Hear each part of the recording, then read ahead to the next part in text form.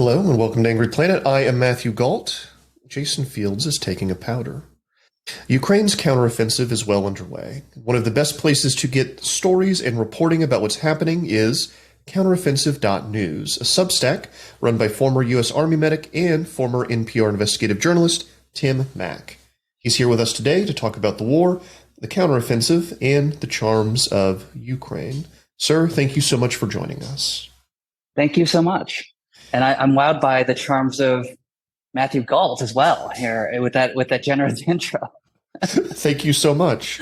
So I heard you on another podcast and I started reading your stuff and I was really blown away by it. It reminds me of a lot of some of the best war correspondents that I remember from like Syria and from Iraq and from some friends I've got. It's very people focused. And I don't read a whole lot of that from the major publications these days. Was that can you tell us the story about like how this thing got started and kind of what your goals and ambitions were and like what you set out to do?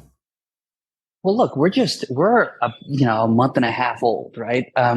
But the focus of counteroffensive.news has been to get away from the same kinds of journalism that other outlets and are doing. And what we focus on is human interest narrative journalism. And what does that mean? That means we see the news through the perspective of a person rather than through the event itself.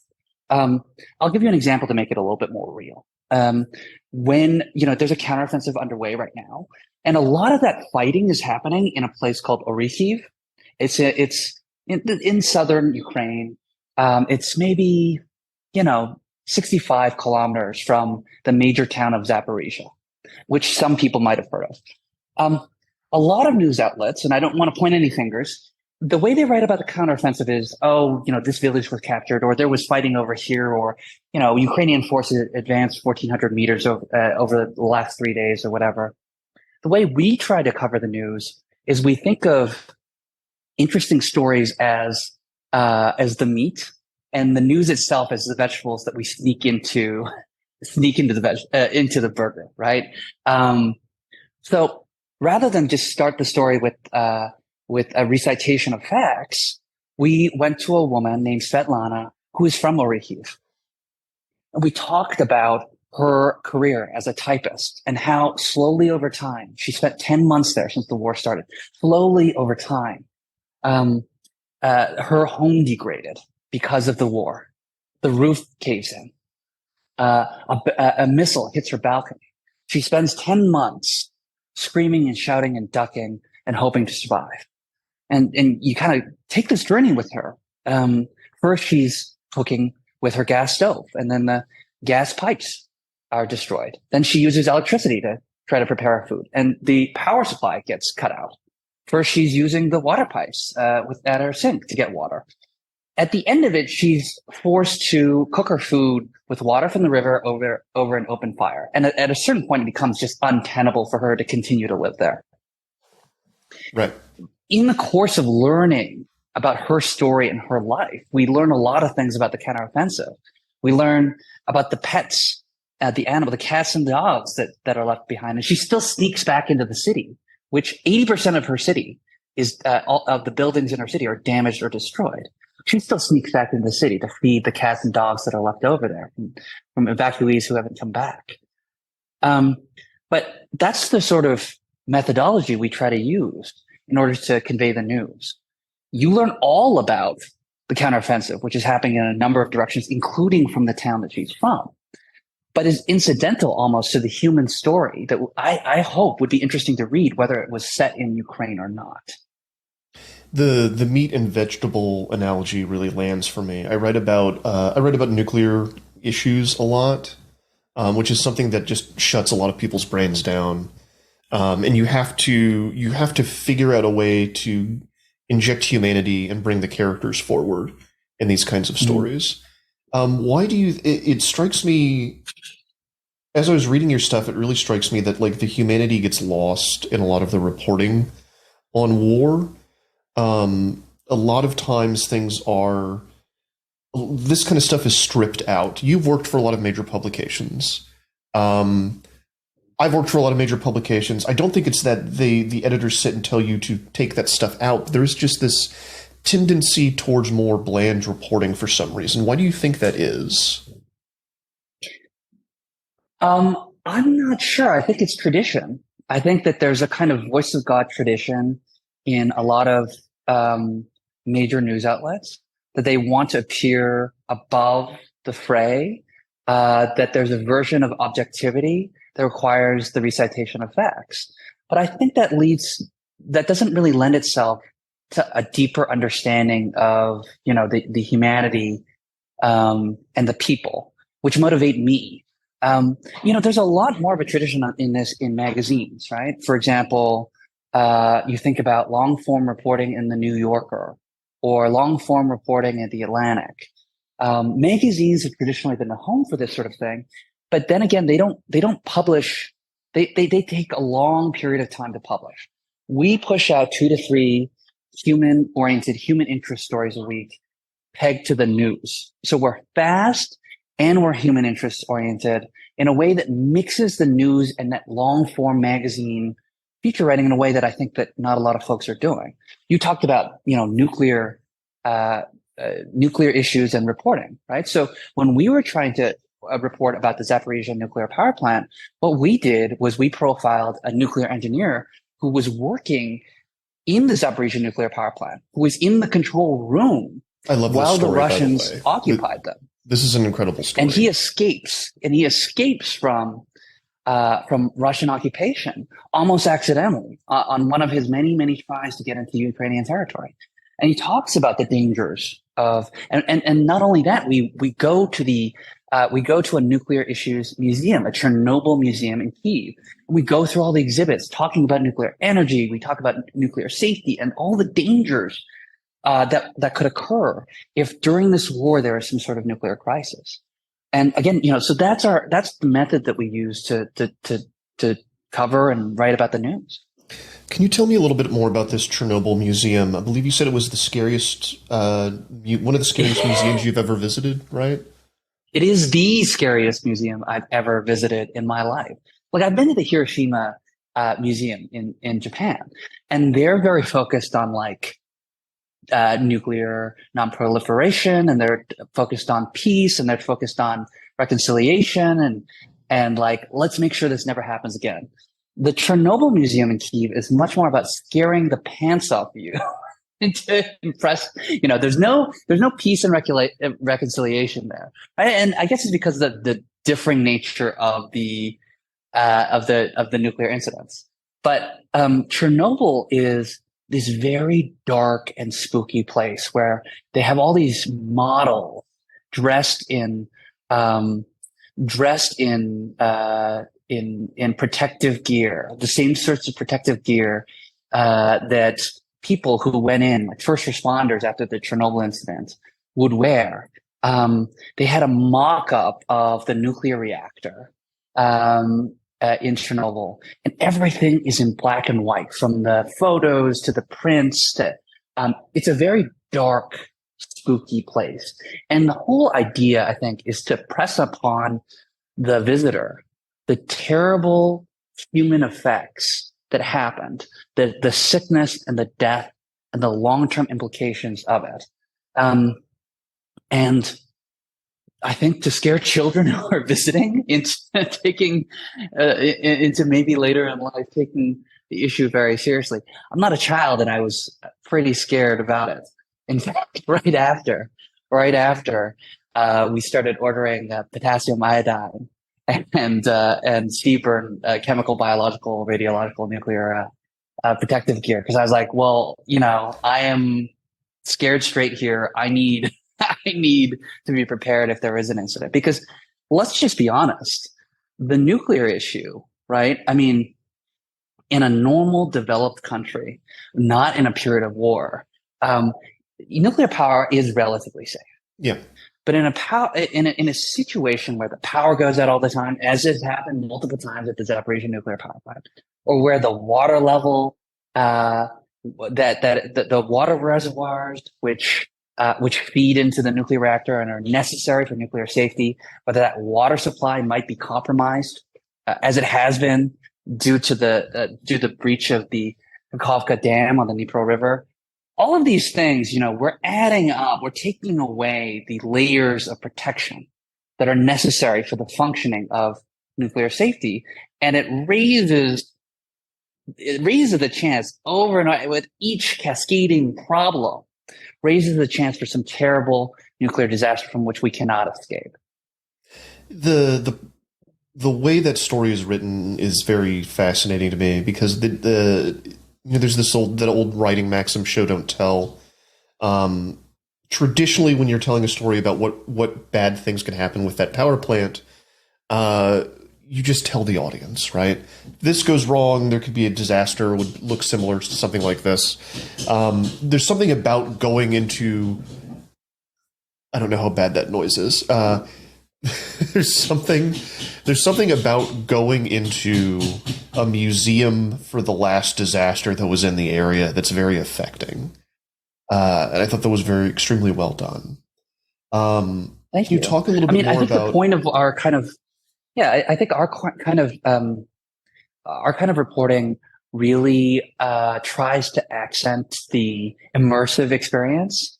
Another example I have is of a former U.S. soldier who is now fighting for Ukraine, and he's fighting in Bakhmut just days before Bakhmut falls.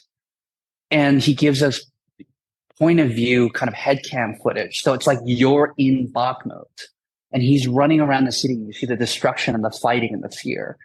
And it's kind of our goal to do that kind of reporting, to make you feel like you're actually there.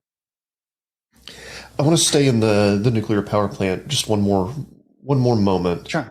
Tell me about Alexander's experience when the IAEA visits. Yeah. So, one of the questions I asked him was, do you think the IAEA has been effective in preventing a nuclear catastrophe? And he gives us this story that shows how the Russian military and the Russian occupation authorities manipulate the IAEA to think that, the Ukrainians are attacking the nuclear plant. And he says he saw with his own eyes Russian soldiers running around from crater to crater with a used or spent missile, like just the hulk of the spent missile, trying to plant it in such a way that when the IAEA delegation arrived, they could say, the Ukrainians fired this at us, and look at how they're deeply worsening the situation. Now, in kind of a comedy of errors, the Russians accidentally placed it in a direction that indicated it was pointing from the Russian front lines rather than the Ukrainian front lines. But it was just kind of one of those anecdotes that show how the information war is happening in Ukraine, as well as the actual war is happening in Ukraine. What do you make of the information war, by the way? There was all of this, a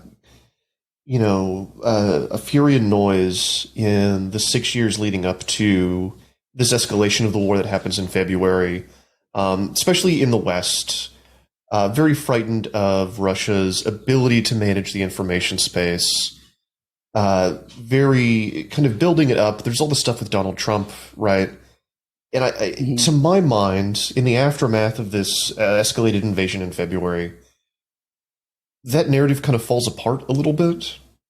It doesn't seem like Russia is as good at managing the information space as we perhaps thought they were when they encounter a real war and a very resistant people. And again, I'm very much rooted in the eastern coast of America. I'm looking at it from that perspective.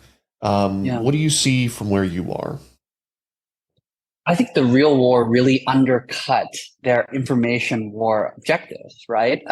It's really hard to argue to the West or to Ukrainians that they're some sort of liberators when every day we see apartments being hit, we see civilians dying, we see very clear evidence of Russian war crimes, looting, killings of unarmed individuals, and all other sorts of terrible atrocities.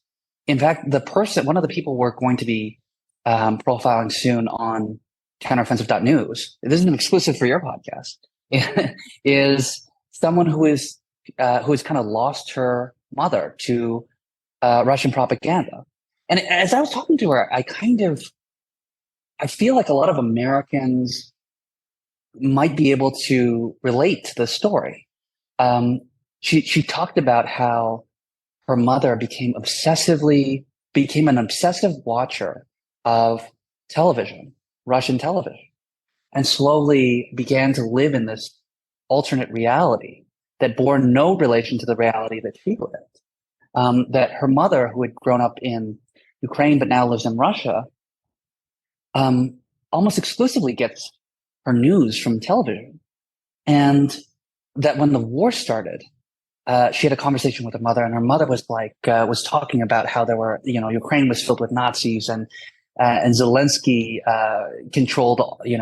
Zelensky was responsible for the war, and that Russia was rightfully coming to liberate and denazify Ukraine. And here's this woman who was living in Kyiv, whose own apartment had been bombed and destroyed, and she was forced to flee to Kyiv. Here's this woman looking at this and saying, "I've never met a Nazi my entire life. I'm not. They're not. She's not living in a reality that resembles my life." And it caused, as you can imagine, a huge divide between the two of them. But that's where I see the information war at in a kind of very personal anecdote, which is that among a certain segment, it's extremely effective. I think that especially among those who watch, for example, Russian language television, it's kind of taken over the brains of certain folks in Eastern Ukraine or in Russia itself. And it is not, I'm trying to think of how to phrase this question. Since we're talking about this, can we also talk about the use of fascist imagery by some soldiers in Ukraine, and also, fascist militia with loose connections to Kyiv, is my understanding, taking over a border town in Russia, right? These are people that do look, they look like there's some avowed Nazis in that group, right? You're referring to the Russians who have been somewhat aligned with the government in Ukraine, yes, who are doing these cross-border raids into Russia, right, and causing a lot of trouble for the authorities in Belgorod. Correct. Yeah, I spoke to one Ukrainian official today who said, tactically, it was a good decision, but strategically, a very unwise decision. At least from the standpoint of Ukrainian interests, because Ukraine knows that it depends on the West, and it depends on the continued support of Americans and the Brits and Canadians and other elements of the European Union, and it cannot be associated with far-right groups. So there's a real vibrant and debate and controversy here, even amongst Ukrainians, about, should we be aligned with these folks? Does it make sense for us? I mean, I think a lot of Ukrainians cheered the outcome, but not the process, right? That they're very happy for Russians to be making trouble for other Russians and to, let's say, create another front in the war and to distract the Russian military from areas of Ukraine where the Russian military is currently occupied. But I think there's a real unease about the sort of wartime alignment that may not be in Ukraine's long-term strategic interests. I think the point that they are Russians that went back into Russia is a good one. A lot of those guys, and they're like music festival Nazis as well. I don't know if you know that. If you know that one of them is a music festival organizer who's famous for like organizing like a neo-Nazi black metal festival every year. Anyway, what is the mood in Kyiv right now? How is the sense that how is the counteroffensive perceived to be going? I know it's kind of early days and things change almost by the hour, Yeah. right? Yeah, well, we'll get these messages and we'll get these updates and we'll get these the news stories about one village that like this tiny village has been taken over by the Ukrainians and the Russians are falling back. But we're talking 25, 50, 100, 300 meters at a time, right? That the fighting is happening at this grueling and terrible pace and causing enormous casualties on both sides. The thing that I try to convey about the situation in Ukraine is that it's bizarre. It's not a situation like you would see, for example, in Sudan. There's the front lines, and then there's danger everywhere throughout the country. But then there's also a McDonald's that's open. There's this big controversy this week, or actually not this week, but in the last few weeks, when the head of a major Ukrainian economics university posted this video of a very vibrant McDonald's on a Friday night. And opponents of aid to Ukraine seized on this video of young people ordering Big Macs and McNuggets to say, the war isn't real. And why are we giving so much money to Ukraine, or supplies, humanitarian aid, or military equipment to Ukraine?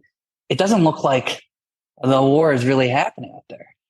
The reality is that living in Kyiv is this kind of constant low level stress, right? It's not always acutely dangerous. There are no tanks, and there's not very often gunfire. But most nights in May, there were attacks here at 3 o'clock in the morning, or 2 o'clock in the morning, or 4 o'clock in the morning. It was a very kind of high intensity, high tempo period of Russian military operations against Ukraine.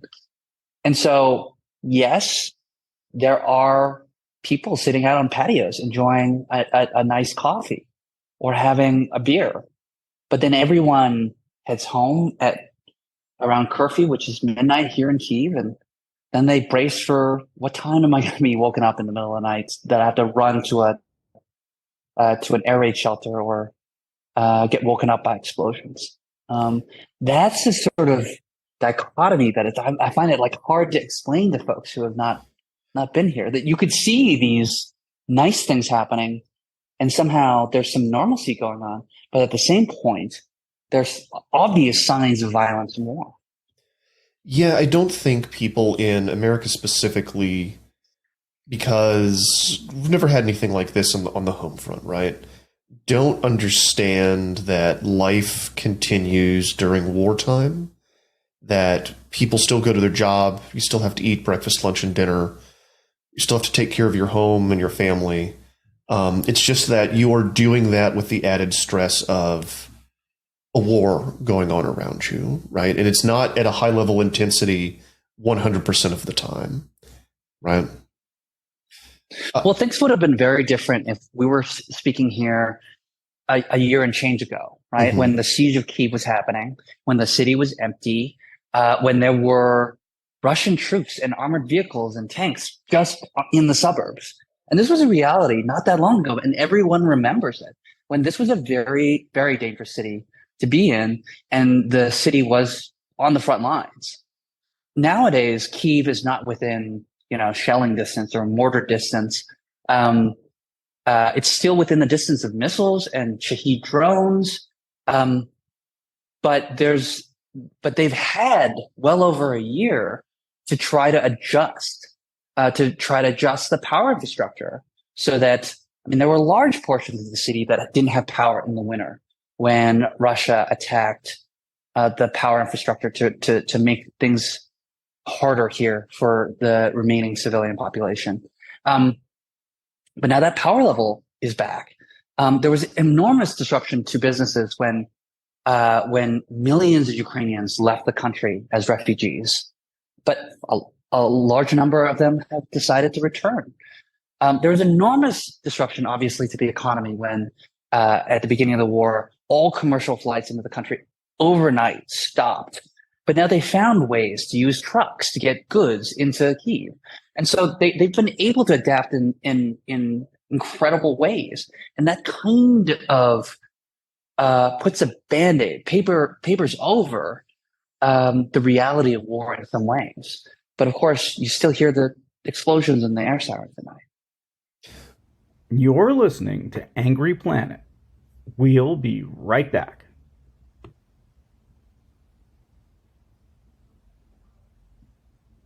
And we're back with more of the best show of its kind on the internet. What draws people to Ukraine? Two-part question. You've got a great profile of the foreign fighters that come. Opens with the French gentleman with the Tokyo Ghoul pseudonym. But also I'm wondering what draws people like you? What draws the reporters? Because we've interviewed more than one reporter on this show that you're making the face like, of course this is a war zone. Like, of course reporters are going to come. But we've interviewed more than one reporter on the show that have traditional like combat experience or war correspondence experience, go to Ukraine, and they're supposed to be there for like a week or 2 weeks, and then they stay. I've known a couple people that have moved and have married and are like building lives there, as well as doing the reporting. And that's not a phenomenon that I've seen in other war zones. So what do you think is going on? The face I made wasn't one of skepticism to your question. I think it was one of, I'm still trying to figure that out myself. It was one of bewilderment more than of skepticism. And I don't know. I've had some hard times in Ukraine. You know, there have been periods. Last fall, I swore to myself I'd never come back here. And then I moved here and started a company based on the idea of living and reporting from here. The only thing I could say is that when it comes to the sort of journalism I really love the most, which is this narrative style of journalism, this human interest style of journalism, there are no higher stakes than here. And that the stories that you can tell and that I'm lucky enough to convey to some folks, they have, it feels like you're telling important stories. Not that I spent most of the last 15 years in Washington, D.C. telling all sorts of stories about politics and doing investigative work for outlets like NPR and The Daily Beast and Politico. And those are important too. But the emotional impact of these stories that I've told over the last year and change in Ukraine, it tugs at me. And when I went back to the States and I decided I was going to come back here, it kept tugging at me and it kept pulling me and I kept whispering at me until the point at which, well, here I am in an apartment in Kyiv talking to you. But like, there's an upside and there's a downside. The downside is there's obviously a long-term emotional impact on everyone here. The least of which is on the reporters. But like the way I've described it is that when I'm talking to people, it's like I have this cup and I'm walking from source to source, from interview subject to interview subject. And every person that I talk to has one of the saddest stories ever, has had one of the worst days of their life recently. And then they pour a little bit of their sadness into the cup with every story they tell. And you, as the conveyor of that information, you can't help but be affected by that, right? And so that's the downside of it all. That you're doing hard work worth doing, but you're also trying to manage and and deal with all this grief that's being poured into your cup long term. And how are you managing that grief? I'm trying to be proactive about dealing with it. So, like, I'm very much, as you mentioned, I'm a former U.S. Army medic. And I think among people, there's become, over the last 20, 25 years, particularly in the American experience, particularly among soldiers in the U.S. military, my observation, not statistical fact, but my observation is that there's been so many suicides, there've been so many mental health issues as a result of the wars in Iraq and Afghanistan, that so many people have lost so many other people, so many friends and family members, that there's more openness and transparency about mental health among the formerly too macho. And that the best way to prevent these terrible things from taking hold in your soul is to be open about it, to talk to your friends about it, to create a network where you have social support. And I've been trying to be as proactive as possible about that, and to kind of nip it in the bud, because I've had some dark moments as a result of the reporting here. And you need to take breaks. You need to seek therapy. You need to have a kind and supportive network of friends and colleagues around you. But mostly you need to be open to trying to find ways to express the pain you're feeling, for example, or the sadness you're feeling, for example, so that it doesn't press and become something more difficult to handle. So it doesn't fester. And then express itself in terribly negative ways.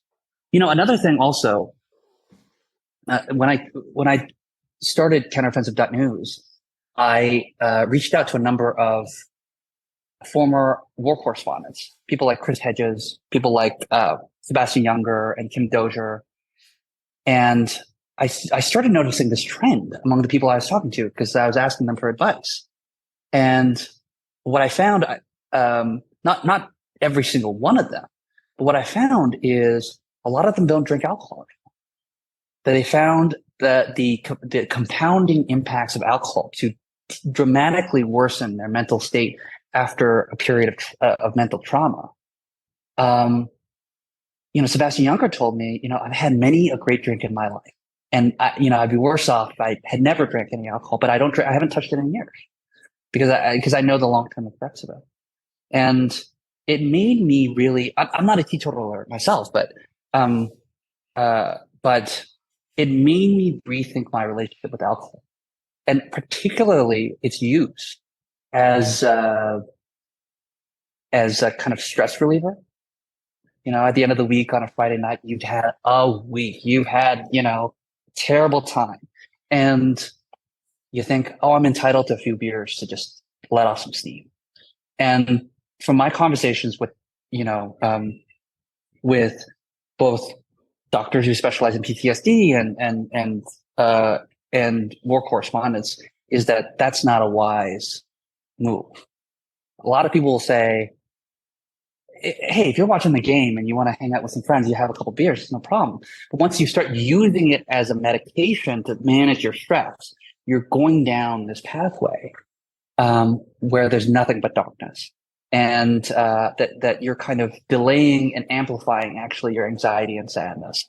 But you're punting it to tomorrow, where it will compound and where it will make things more difficult to you. I'm not here, by the way, to pass judgment on anyone who drinks or chooses to drink or anything like that. I'm just kind of conveying my new strategy as it relates to alcohol. In Washington, D.C., you can't go anywhere. You can't meet anyone.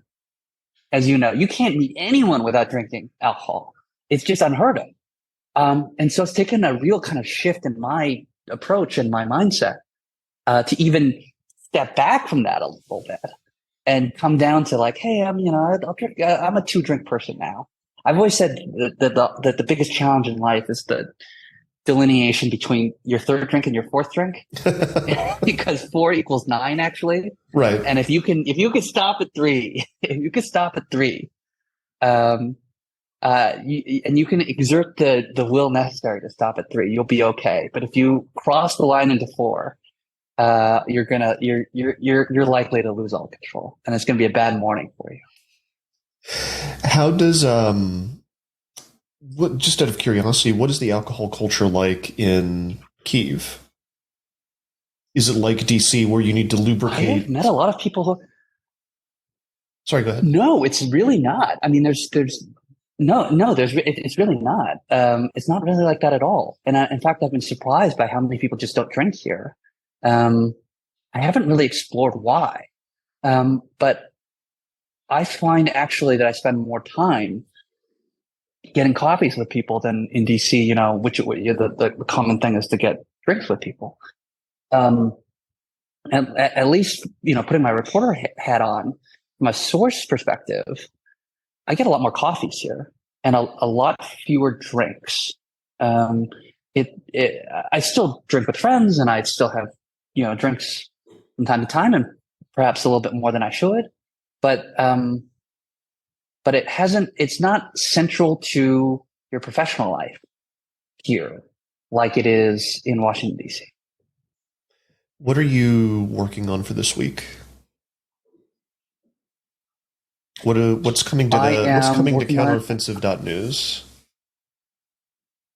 I gave you one exclusive already, Matthew. You're trying Yes. to, as a good reporter, you're trying to dig deeper. Well, I'm doing a number of stories. We're profiling this Ukrainian ATV company called Sherp, and basically there's a really cool kind of massive ATV that can be both driven, be used as a drone, it can be used as a remote control thing, which is right now being used on the front lines of humanitarian relief and in sort of battlefield evacuation. You can just put someone in this vehicle, set its location, and it can drive through anything. It can drive on land, it can drive on water, it can go over mountains, it can go anywhere. And so we did a test drive of this amazing Ukrainian-made ATV called the Sherp. And we're writing about what's it like to have a business in Ukraine during the war. A business, by the way, which could easily be targeted by the Russians for destruction, right? Because the Russians have destroyed a lot of factory, warehouse type buildings over the course of last year. And so that's one thing. I'm working on a number of stories on things like people who are rescuing animals and putting them up for adoption because of the flooding in Kherson. We're doing stories about the changing nature of comedy in Ukraine. The things that were funny before the war that aren't funny anymore, and the things that weren't funny before but are funny now. That's a story we're working on. We're profiling a really, what I think is the most important war, or the most important battle to take place during this war. We're doing stories on everything. We're doing stories on not just the battlefield and soldiers, but also about Ukrainian culture and cuisine and language, history, and trying to wrap that in the war to tell a different kind of story and tell a story that will cut through this whole phenomenon of quote unquote Ukraine fatigue, right? Yeah. I want to tell stories that would be interesting to read, whether they happen in Ukraine or not. But the fact is that they are happening in Ukraine, and that gives it a little edge.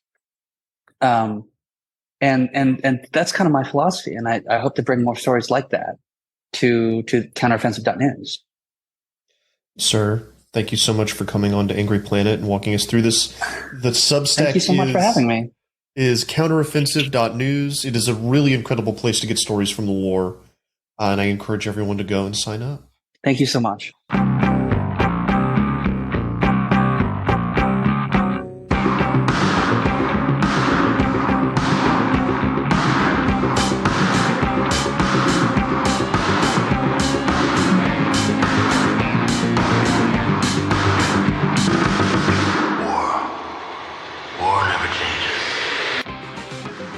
Thanks for listening to another episode of Angry Planet. The show is produced with love by Matthew Galt and Jason Fields. with the assistance of Kevin Nadell. This is the place where we ask you for money. If you subscribe to us on substack.angryplanet.com, it means the world to us. The show, which we've been doing for more than 7 years now, means the world to us, and we hope it means a lot to you. We're incredibly grateful to our subscribers. Please feel free to ask us questions, suggest show ideas, or just say hi. $9 a month may sound like a big ask, but it helps us to do the show on top of everything else that we do. We'd love to make Angry Planet a full-time gig and bring you a lot more content. If we get enough subscriptions, that's exactly what we'll do. But even if you don't subscribe, we're grateful that you listen. Many of you have been listening since the beginning, and seriously, that makes it worth doing the show. Thank you for listening, and look for another episode next week. Stay safe.